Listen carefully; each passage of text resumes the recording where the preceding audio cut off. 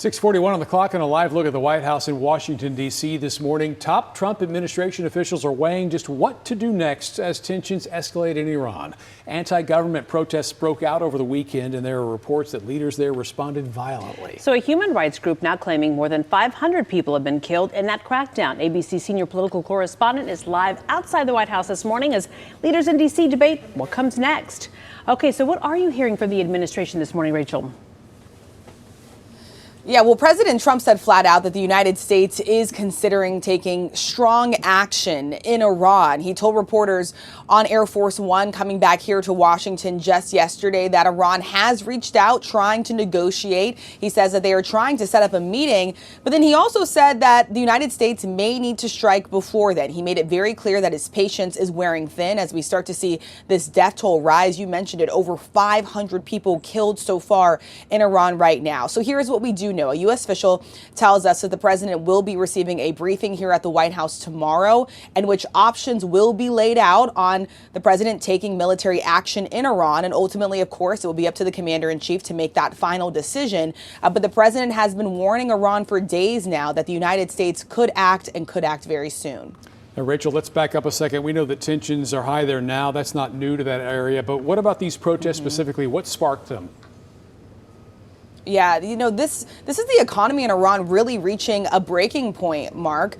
We've been hearing from people not only on the ground there and the lead up to these protests, but also, our reports have shown that there's been a deep level of frustration with the government, even among some of the most ardent supporters. And so now we have seen these anti-government protests really break out. And the more people that are killed, the more these protests have continued. What we are also seeing unfold right now in Iran is this sort of mass blackout. The government has cracked down so much on the communication. So internet, cell phone lines, phone lines have been completely blocked out. And so while we are getting a glimpse of what is happening on the ground there, and we know from our reporting that more than 500 people have been killed, it's really hard to really get the full scope as so much of that communication has now been blocked out by the government in Iran. Part of the reason why the president is deeply, deeply, deeply frustrated hearing these reports that the government is now open firing and killing protesters, guys.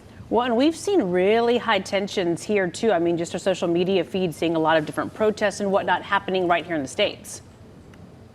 Yeah, we have seen it in Los Angeles. You saw this U-Haul truck that drove through, one of those protests that was happening here in the United States. Protests have broken out not only just here in the U.S., from Los Angeles to different parts of the country, but also abroad as well, in London as well. You have people that are taking to the streets, marching to show their support for those anti-government protests that are unfolding right now in Iran, guys. Okay, ABC News' Rachel Scott, thank you for joining us this morning live from Washington, D.C.